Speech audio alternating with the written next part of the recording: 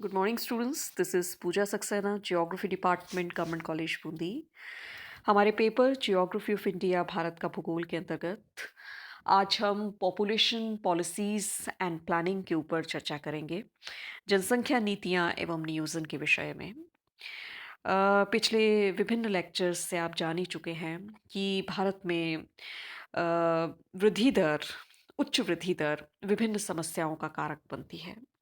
भारत जो कि विश्व सतह क्षेत्र का केवल 2.4% रखता है, यहाँ विश्व की 102.7 करोड़ जनसंख्या निवास करती है, जो कि विश्व जनसंख्या का 16.7% है मार्च 2001 तक। और 1951 के बाद जो हमारा डेवलपमेंट प्रोसेस चला, उसके चलते हमने मृत्यु दर को घटाया, जो कि it has declined below 8 per 1000, ये 8 प्रति 1000 से भी नीचे गई। Where is the birth rate continues to be around 25 per 1000, जबकि जो जन्म दर है वो 25 प्रति 1000 के लगभग है। तो भारत जैसे विशाल देश में, जहाँ की भौगोलिक विविधता है, भाषाई, धार्मिक, सांस्कृतिक, प्रजातिगत विविध प्रकार की विविधताएं हैं, और उसके चलते हम देखते हैं कि majority of people are illiterate, fatalist, and custom ridden, and they do not believe in family planning. So, only the government's initiative can help in controlling population growth. तो इतने विशाल देश में बहुलता है ऐसे लोगों की जो कि निरक्षर हैं, जो कि भाग्यवादी हैं, जो अपनी रूढ़िवादी विचारधारा के पक्के हैं, अपनी रवायतों से बड़े जुड़े हुए हैं, तो वो परिवार नियोजन में विश्वास नहीं करते। तो ऐसी स्थिति में सरकार के लिए ज़रूरी हो जाता है कि वो ऐसी पहल करे, ऐसी नीति बनाए कि जिससे जनसंख्या वृद्धि को नियंत्रित किया जा सके। और a positive population policy aims at reducing the birth rate and ultimately stabilizing the growth rate of population. एक अच्छी जनसंख्या नीति ये कहती है, उसका उद्देश्य ये होता है कि जन्म दर को कम किया जाए और जनसंख्या वृद्धि दर को स्थिर किया जाए। जब हम पॉपुलेशन पॉलिसी की बात कर रहे हैं, तो सबसे पहले हम जानें कि इसके विषय में इसे किस प्रकार से परिभाषित किया जाता है। तो देखिए, ड्राइवर ने 1972 में परिभाषित किया कि measures formulated by a range of social institutions including government which may influence the size, distribution or composition of human population। यानी अम, सामाजिक संगठनों, जिसमें कि सरकार भी सम्मिलित है, के द्वारा दिए गए ऐसे सूत्र जो कि जनसंख्या के आकार, उसके वितरण और उसके संगठन को प्रभावित करते हैं, वो नीति निर्धारण के अंतर्गत आते हैं। इसी तरह ऑर्गेन्स्की ने 1961 में विचार व्यक्त किए कि a deliberate effort by a national government to influence the demographic variables like fertility, mortality and migration. यानी राष्ट्रीय सरकार के द्वारा किए गए ऐसे प्रयास जो कि जनांकिकीय चरों को प्रभावित करते हैं, जिनमें कि प्रजननता, मृत्यु दर और प्रव्रजन यानी स्थानांतरण को सम्मिलित किया जाता है। इसी तरह बियोर्जियोसिस ने 1974 में कहा कि a set of coordinated laws aimed at reaching some demographic goal, यानी ऐसे समन्वित नियम जो कि किसी जनांक के लक्ष्य की ओर लेकर जाते हैं, वो जनसंख्या नीति के निर्धारक होते हैं। हम भारत की बात करें, भारत में जो है विभिन्न प्रयास राष्ट्रीय सरकारों के द्वारा किए गए जनसंख्या नियंत्रण की दृष्टि से। इस पूरे फेज़ को हम टाइम टू टाइम बाँट कर स्टडी करते हैं। जो गवर्नमेंट ऑफ इंडिया के प्रयास थे, इसमें सबसे पहले हम देखते हैं प्री इंडिपेंडेंस पीरियड, यानी स्वतंत्रता से पूर्व का समय। देखिए, स्वतंत्रता से पूर्व जो ब्रिटिशर्स थे, उन्होंने भारत की जनसंख्या वृद्धि पर कभी कोई विचार नहीं किया। क्योंकि वो इसे आप पीरियड ऑफ इंडिफरेंस कह सकते हैं कि ये कोई ज़्यादा अंतर का समय नहीं है। क्योंकि वो हमारे वैल्यूज़, जो हमारे मूल्य हैं, विश्वास हैं, रीतियाँ हैं, परंपराएँ हैं, उसमें कोई दखल देना चाहते नहीं थे। लेकिन फिर भी उस समय भी कुछ लोग थे जिन्होंने जन्म नियंत्रण की बात कही, जिसमें हम विशेष रूप से नाम देंगे पीके बट्ठल का। उन्होंने अपनी बुक में पॉपुलेशन प्रॉब्लम इन इंडिया लिखी 1916 में। और उसके बाद जो है R D Karve, Rabindranath Tagore, P N Sapru, Jawaharlal Nehru और भोर कमेटी और कईयों ने वकालत की कि जन्म नियंत्रण होना चाहिए जन्म दर पर। Gandhi ji also favored birth control but emphasized natural methods for birth control. इसी तरह प्रोफेसर गुन्नार मिर्डाल थे। उन्होंने लिखा कि during the last time of British colonialism the intelligentsia prepared background thoughts related to birth control. The logical and systematic policies of birth control were put in force after independence. उन्होंने लिखा कि British उपनिवेशवाद के आखिरी समय में थे कुछ ऐसे विचारवान लोग जिन्होंने कि एक तरह से प्लेटफॉर्म तैयार किया जन्म नियंत्रण के लिए, जो भावी नीतियां बनाई गई स्वतंत्रता के पश्चात उसके लिए। उसके बाद हम बात करते हैं द पीरियड ऑफ न्यूट्रियलिटी, यानी आप इसे कहें कि ये एक उदासीन समय रहा 1947 to 51. The period following independence and before the beginning of the planning era was one of neutrality. The government of India was busy with the post independence problems like rehabilitation of the people following the partition, reorganization of the states, and Pakistan's invasion of Kashmir. However, at one of the meetings of the Planning Commission in 1949, Jawaharlal Nehru laid emphasis on the need for family planning program in India. देखिए, 1947 से 1951 के समय को आप उस समय के अंतर्गत रख सकते हैं, जो कि उदासीन समय रहा, क्योंकि देश आज़ाद ही हुआ था। नई सरकार जो है वो विभिन्न उन समस्याओं से जूझ रही थी जो स्वतंत्रता के बाद क्रिएट हो गई थी, जैसे लोगों का पुनर्वास करना, शरणार्थियों का पुनर्वास करना और हमारे स्टेट्स को कंबाइंड करना। और इस उस समय प्लानिंग कमीशन की एक मीटिंग 1949 में हुई, जिसमें जवाहरलाल नेहरू जो फर्स्ट प्राइम मिनिस्टर थे, उन्होंने बहुत कहा कि ऐसी नीति निर्धारण की आवश्यकता है कि भारत में जनसंख्या नियंत्रण के ऊपर काम हो। इसके बाद हम तीसरा पीरियड रखेंगे, द पीरियड ऑफ एक्सपेरिमेंटेशन, यानी परीक्षण का समय, जो कि 1951 से 1961 के बीच में रहा। During the first decade of planned economic development, family planning as a method of population control was started as a government program in India. The National Family Planning Program was launched in 1952 with the objective of reducing birth rate to the extent necessary to stabilizing the population at a level consistent with the requirement of the national economy. देखिए, इसमें में मुख्य बात यह है कि ये वो समय था जबकि परिवार नियोजन को आधार माना गया जनसंख्या नियंत्रण के लिए, और भारत सरकार ने बहुत से ऐसे कार्यक्रमों को प्रोत्साहित किया जो कि जन्म दर को नियंत्रित कर सके। नेशनल फैमिली प्लानिंग प्रोग्राम 1952 में शुरू किया गया। उसका उद्देश्य था जन्म दर को नियंत्रित करना और जनसंख्या की स्थिरता की दिशा में काम करना। ये जो प्रोग्राम था, इसका it was based on clinical approach to provide service to those who were motivated to visit family planning centres set up by the government. तो सरकार के ऐसे प्रयास थे कि क्लिनिकल अप्रोच विकसित की जाए देश में, कि जिससे लोग उत्साहित हों, स्वयं परिवार नियोजन के प्रति उत्साहित हों। इसके बाद का पीरियड हम लेंगे, the beginning of the population control policy, जो कि मेजर टाइम था 1961 टू 2000।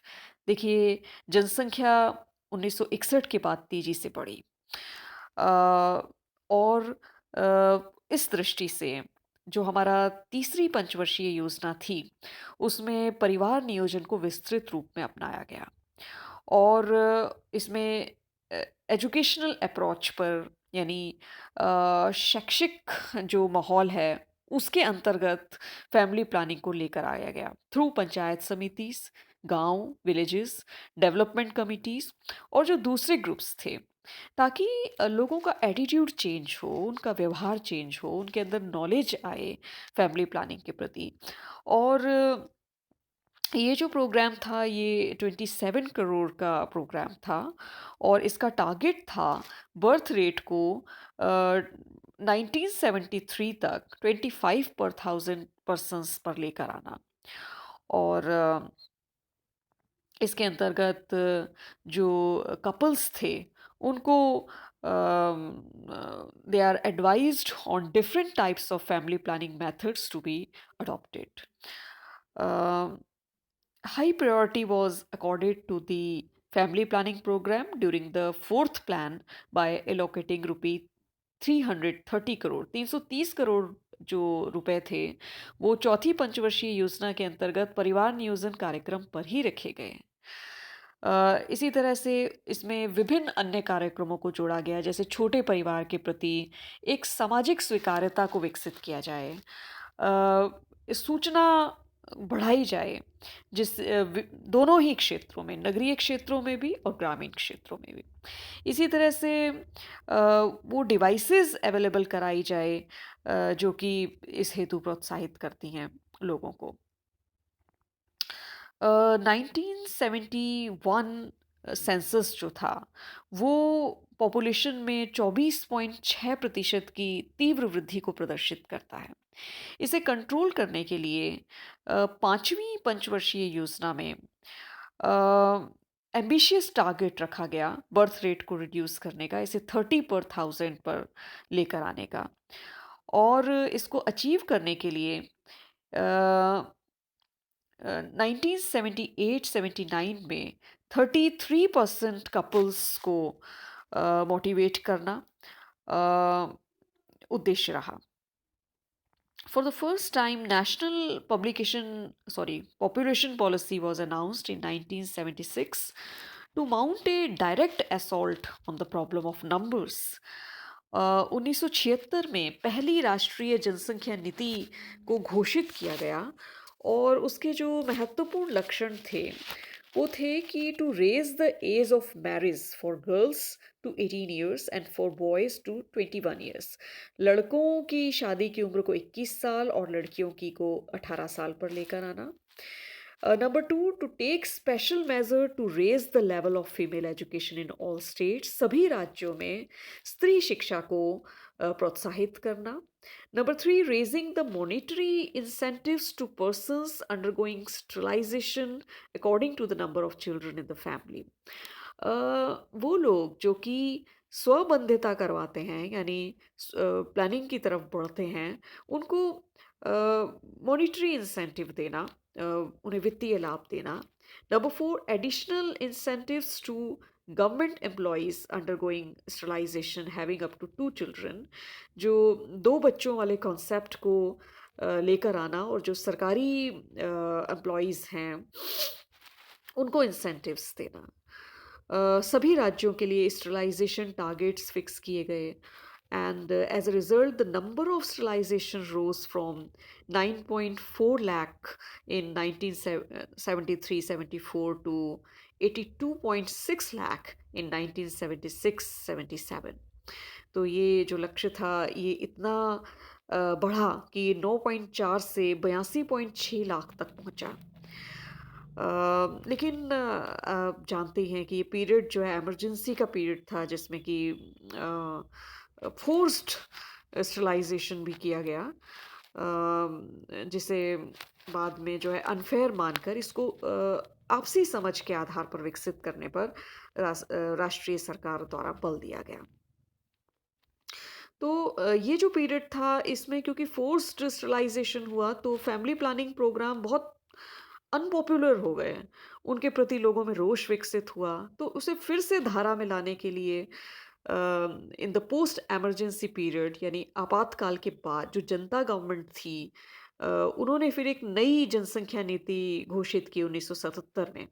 और उसके जो महत्वपूर्ण लक्ष्य थे वो ये थे कि फैमिली प्लानिंग प्रोग्राम्स को फैमिली वेलफेयर प्रोग्राम्स से उन्होंने दोबारा नाम दिया कि परिवार कल्याण कार्यक्रम। उन्होंने विवाह की उम्र लड़कियों के लिए 18 साल, लड़कों के लिए 21 साल निर्धारित की और चाइल्ड मैरिज एक्ट बनाया 1978 में। उन्होंने स्टरलाइजेशन यानी बंध्यता को ऐच्छिक किया और उन्होंने जनसंख्या शिक्षा को बढ़ावा दिया कि हमारा जो अध्ययन कोर्स है उसमें इस चीज़ को लेकर आया जाए जिससे सभी लोग जो हैं वो क्रमशः परिचित हों कि कितनी अनिवार्यता है देश में जन्म दर नियंत्रण हेतु। इसी तरह मॉनेटरी इंसेंटिव्स निर्धारित किए गए स्टरलाइजेशन और ट्यूबकोटॉमी के लिए। जो प्राइवेट कंपनीज थी to be exempted in corporate taxes if they popularize birth control measures among employees। जो निजी संस्थाएं थी उनको टैक्स फ्री किया गया यदि वो अपने एम्प्लॉयज़ में बर्थ कंट्रोल को लोकप्रिय बनाती हैं तो। फिर यूज़ ऑफ मीडिया, मीडिया का सहारा लिया गया बड़ी मात्रा में परिवार कल्याण कार्यक्रमों को बढ़ावा देने के लिए ताकि ग्रामीण क्षेत्रों के लोगों को एक्ट करके उन्हें ज़्यादा से ज़्यादा जोड़ा जा सके। जो दृश्य माध्यम हैं, जो श्रवण माध्यम हैं, उनके द्वारा ज़्यादा से ज़्यादा ये बात लोगों में पहुँचे कि कितनी आवश्यक है जन्म दर नियंत्रण।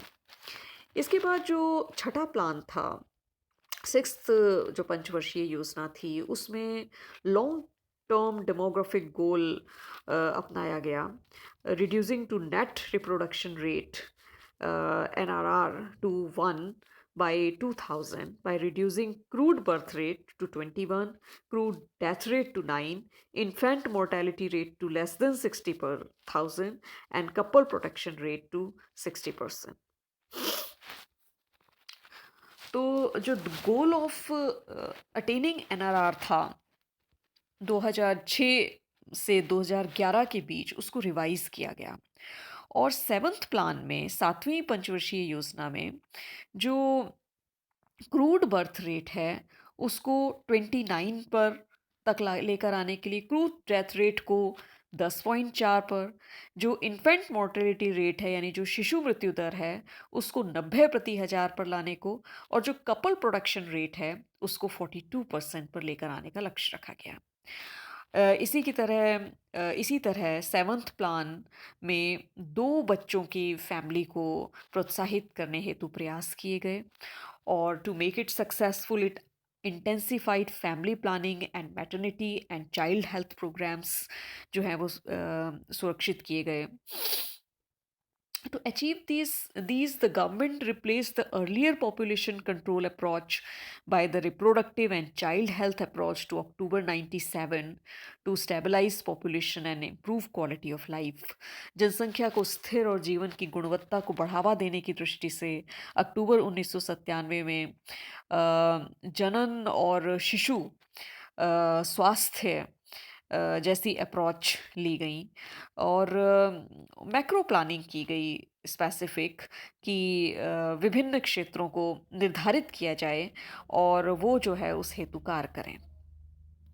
2001 में जो नेशनल पॉलिसी घोषित हुई वो मूल रूप से समर्पित थी महिलाओं को। उसमें एम्पावरमेंट ऑफ वुमेन का महत्वपूर्ण लक्ष्य लिया गया कि महिला सशक्तिकरण किया जाए और महिलाओं को अधिकार दिया जाए अपने अपने समाज में सामाजिक आर्थिक परिवर्तन क्रिएट किया जाए कि जिससे महिलाएं सशक्त हों, अपने निर्णय ले सकें, अपने परिवार के विषय में निर्णय ले सकें। तो उसमें वुमेन वेलफेयर को पर जोर दिया गया। To this effect, a national plan of action for empowerment of women with a view to translating the national policy of empowerment of women into action in a time bound manner has been adopted as a priority agenda for action by the Department of Women and Child Development DWCD of the Ministry of HRD, ताकि जो सरकारी नीति है वो population control से हटकर जो है इतने वर्षों में हटकर फिर परिवार कल्याण और महिला सशक्तिकरण पर आकर केंद्रित हुई। ये माना गया कि इस सशक्तता से ही नियंत्रण पाया जा सकता है और परिवार कल्याण के अंतर्गत जीवन की गुणवत्ता के स्तर को भी बढ़ाया जा सकता है। इस हेतु फैमिली वेलफेयर एक्सपेंडिचर को काफ़ी बढ़ाया गया। जो फिफ्थ प्लान था उसमें परिवार कल्याण के ऊपर खर्च बहुत छोटा था और जो it was only from the six plan that it had been increased. छठे प्लान से ये बढ़ा और ये पहुंचा 15,120 करोड़ पर नाइन्थ प्लान के अंतर्गत। देखिए जो सेवन्थ प्लान था उसमें ये 1,448 करोड़ था और नाइन्थ प्लान में ये 15,120 करोड़ रखा गया परिवार कल्याण खर्च को। So it was only in the ninth plan that it had increased to 3.1%, or it has been stipulated at 3% in the 10th plan. This shows that except during the ninth plan, the government did not provide adequate financial assistance to the family welfare program. It was in the ninth plan that the government announced the national population policy on 15th February 2000. जो 2000 में उन्होंने जो राष्ट्रीय जनसंख्या नीति घोषित की, अ, उस समय जो 11 मई 2000 तक भारत की जो जनसंख्या थी वो 100 करोड़ पार कर चुकी थी और ऐसा अनुमान लगाया गया कि यदि यही दर चलती रही तो 2045 तक हमारा देश विश्व का सबसे अधिक जनसंख्या वाला देश हो जाएगा, चाइना को पछाड़कर। तो इस दृष्टि से भारत की जो पॉपुलेशन को तेजी से बढ़ने के मद्देनज़र विभिन्न कार्यक्रम जनसंख्या नीति 2000 के अंतर्गत सम्मिलित किए गए। इसमें माना गया कि एक बैलेंस किया जाएगा रिसोर्सेज में, संसाधनों में, पर्यावरण संरक्षा में, सस्टेनेबल विकास में, यानी नियोजित विकास हो और जनसंख्या का आकार भी संकुचित हो। तो मात्र नंबर्स नहीं, इसके अंतर्गत समग्रता को का समावेश किया गया। संसाधनों का नियोजित उपयोग हो, पर्यावरण भी सुरक्षित हो और नियोजित विकास हो। अ, इस दृष्टि से तो जो बेसिक एम था इस पॉलिसी का वो था कि बहुत सारे इश्यूज को सम्मिलित करना, जैसे मैटरनल हेल्थ, माँ का स्वास्थ्य, चाइल्ड सर्वाइवल, बच्चे का सर्वाइव करना and contraception, and to make reproductive health care accessible and affordable for all. जो सुविधाएं हैं वो सभी को मिलें और आसानी से मिलें। इस हेतु तो 2000 की जो एनपीपी थी उसके तीन प्रकार थे। The immediate objective, immediate objective ये था कि हेल्थ केयर जो इंफ्रास्ट्रक्चर है, व्यक्ति विशेष की जो हेल्थ है, और जो चाइल्ड हेल्थ केयर है उसको सुरक्षित करना। जो मीडियम टर्म ऑब्जेक्टिव था वो था टोटल फर्टिलिटी रेट जो टीएफआर है, उसको 2000 replacement level by 2010 through vigorous implementation in intersectorial operational strategies उसमें लेकर आना। The long term objectives is to achieve a stable population by 2045 at a level consistent with the requirements of sustainable economic growth, social development and environmental protection। जो दीर्घकालिक उद्देश्य था वो ये था कि 2045 तक हमें स्थिर जनसंख्या का लक्ष्य प्राप्त करना है और साथ ही साथ हमें नियोजित विकास की ओर, प्रगतिशील आर्थिक वृद्धि की ओर, सामाजिक विकास की ओर और पर्यावरण सुरक्षा की ओर भी कार्य करना है। तो जो टारगेट्स थे नेशनल पॉपुलेशन पॉलिसी के वो ये थे कि achieve zero growth rate of population bye 2045, 2045 तक जीरो वृद्धि दर को प्राप्त करना। नंबर टू, शिशु मृत्यु दर को कम करना, इसे रिड्यूस करना 30/1000 पर। फिर मैटरनल जो मोर्टेलिटी रेशियो है, जो मातृ मृत्यु दर है, उसे कम करना below 100 per lakh live births. Number four, reduce birth rate to 21 per thousand by 2010. 2010 तक जन्म दर को 21 प्रति हजार पर लेकर आना। नंबर फाइव, जो प्रजनन दर है उसे कम करना, टीएफआर को, टोटल फर्टिलिटी रेट को, जिसे कि 2.1 करना 2010 तक। इसी के साथ नेशनल सोशियो डेमोग्राफिक गोल्स भी थे,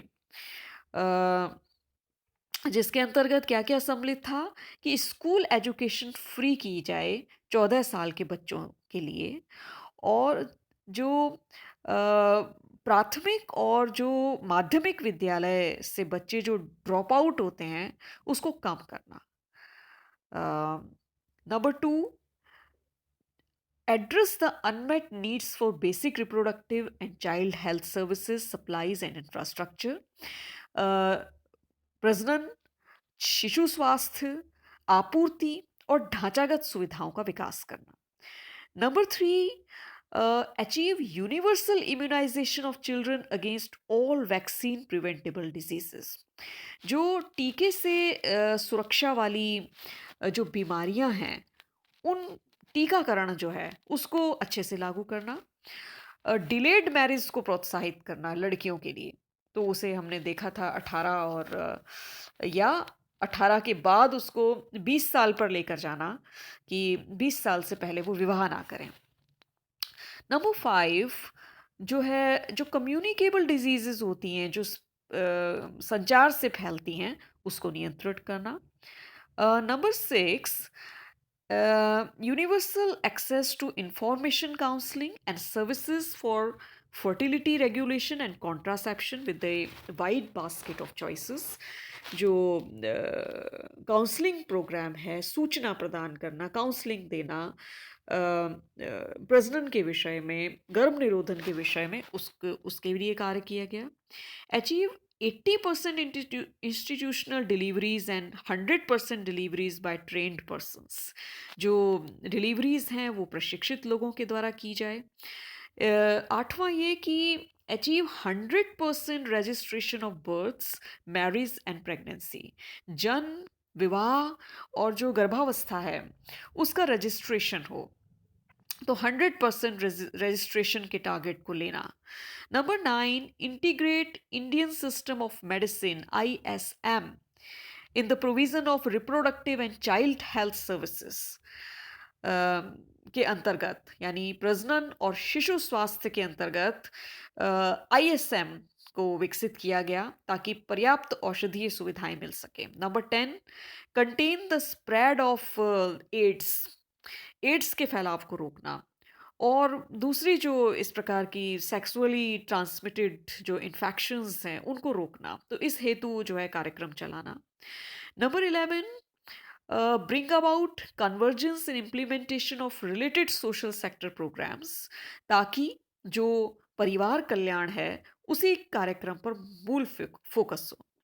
एंड नंबर 12, प्रमोट करना छोटे परिवारों को, वो चाहे उसके लिए आप मॉनेटरी इंसेंटिव हो या दूसरा समाज में उनको प्रतिष्ठित करना की दृष्टि से। तो जो पॉपुलेशन projection है, the technical group on population projection has projected India's population of 116 crore in 2010, but it may reduce to 110.70 crore in 2010 if the National Population Policy 2000 is fully implemented। ऐसा माना गया कि जनसंख्या नीति 2000 के पूर्णतः क्रियान्वयन से हम 110.70 करोड़ के लक्ष्य को प्राप्त कर सकते हैं। तो इस हेतु विभिन्न ऑर्गेनाइजेशंस हमारे क्रियाशील हैं। पॉपुलेशन पॉलिसीज़ देखिए दो प्रकार की होती हैं, एक तो एक्सप्लिसिट और दूसरी इम्प्लिसिट।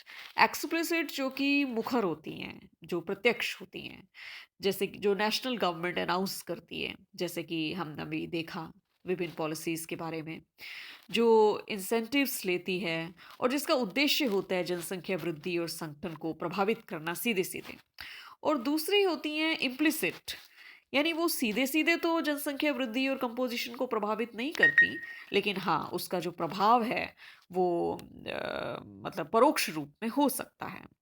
तो इस दृष्टि से भारत में विभिन्न ऑर्गेनाइज़ेशंस जो हैं, वो जुड़े हुए हैं काम के लिए।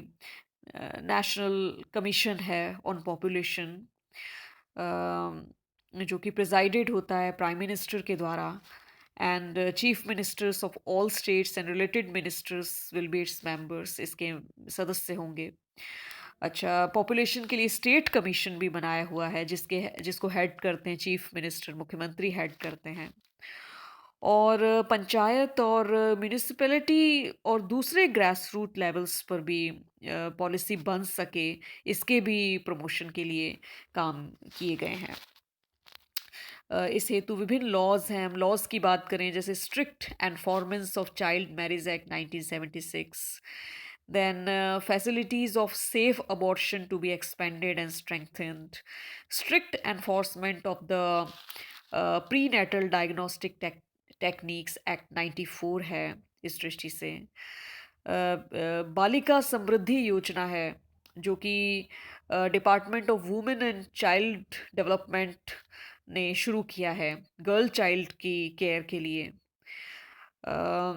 इसी तरह से हेल्थ इंश्योरेंस प्लान सम्मिलित किया है, जो फैमिली वेलफेयर लिंक्ड से जुड़ा हुआ है। मैटरनिटी बेनिफिट स्कीम्स दी जाती हैं बहुत सारी, और डिपार्टमेंट ऑफ रूरल डेवलपमेंट ने भी इसको लागू किया है। कैश इंसेंटिव्स दिए गए हैं। ₹500 is awarded to mothers who have their first child after 19 years of age. 19 साल के बाद जिन बच्चियों ने अपना पहला बच्चा लिया, उसे ₹500 इंसेंटिव देना। और जो है फर्स्ट चाइल्ड और सेकंड चाइल्ड तक ही प्रोत्साहन, इस तरह से। कपल्स जो कि पॉवर्टी लाइन से नीचे हैं, वो अगर लीगल नॉर्म्स के अंतर्गत काम करते हैं तो उनको प्रोत्साहित करना।